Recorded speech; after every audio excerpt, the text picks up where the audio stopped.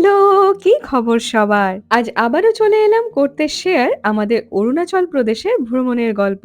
আগের দিন তো আমরা ঘুরেছিলাম বুমলা পাস আর সাঙ্গেতসার লেক আর পরের দিনটা আমরা রেখেছিলাম তাওয়াং এর আশপাশটা ঘুরে দেখার জন্য।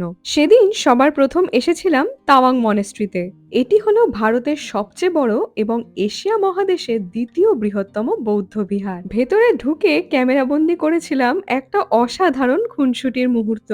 মানে এক কথায় যাকে বলে একেবারে ঘাড় ধরে ভালোবাসা। অক্টোবরের শুরুর দিকে আমরা টুরিস্টের প্রেশার তো খুব একটা পাইনি, ফলত প্রত্যেকটা জায়গা খুব শান্তিপূর্ণভাবে ঘুরে দেখতে পেরেছিলাম। আর যে বিষয়টা সব থেকে বেশি নজর কেড়েছে সেটা হচ্ছে এখানে এরা দেখুন কি সুন্দর নিশ্চিন্তে ঘুরে বেড়াচ্ছে, আর এদেরকে হুস হুস হ্যাট হ্যাট করারও কেউ নেই। এই ধরনের জায়গায় গেলে বোঝা যায় শান্তিপূর্ণ সহাবস্থান সত্যি কতটা জরুরি। তাওয়াং মনিস্ট্রির ভেতরে যে বৌদ্ধ মূর্তিটি দেখলেন তার উচ্চতা ২৬ ফুট। মনিস্ট্রি ঘুরে সেখান থেকে আমরা গাড়ি নিয়ে চলে গিয়েছিলাম জায়েন্ট বুদ্ধা স্ট্যাচু দেখতে। আর সেখানকার আবহটা একবার দেখুন।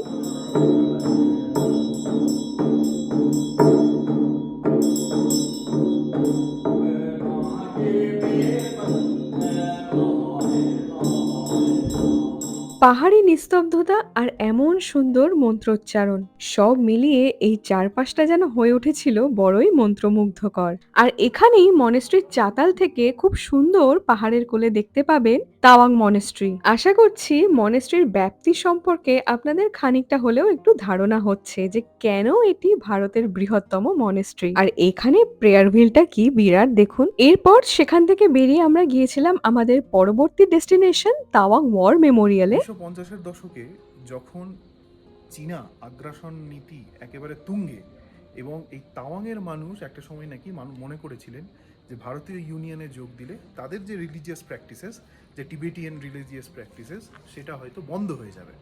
তখন সর্দার বল্লভভাই প্যাটেলের নির্দেশে এই মেজর বফখাটি ইনি অরুণাচলে আসেন, এখানকার মানুষের সঙ্গে কথা বলেন এবং একজন আর্মি যুদ্ধর পাশাপাশি যেটা করেন সেটা হচ্ছে জনসংযোগ, অর্থাৎ মাস কমিউনিকেশন।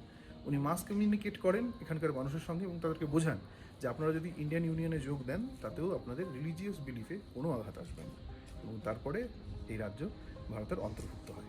এই ইতিহাস আপনারা জানতে পারবেন তাওয়াং ওয়ার মেমোরিয়ালে গিয়ে। আর যদি না যেতে পারেন কোনো অসুবিধা নেই, আমরা এই নিয়ে একটা বড় ভিডিও বানিয়েছি, আপনারা ওই ভিডিওটা কিন্তু অবশ্যই দেখবেন। আর এক মুহূর্তের জন্য একজন ভারতীয় হিসাবে আপনার কিন্তু গর্ববোধ হবে।